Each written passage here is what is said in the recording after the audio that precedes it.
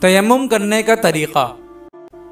تیمم کا طریقہ یہ ہے، تیمم میں نیت فرض ہے، یعنی پہلے یہ نیت کرے کہ میں ناپاکی دور کرنے کے لیے یا نماز پڑھنے کے لیے تیمم کرتا ہوں۔ نیت کے بعد دونوں ہاتھوں کی ہتھیلیوں کو انگلیوں سمیت پاک مٹی پر مارے، پھر ہاتھ جھاڑ کر تمام منہ پر ملے اور جتنا حصہ منہ کا وضو میں دھویا جاتا ہے اتنے حصے پر ہاتھ پہنچائے۔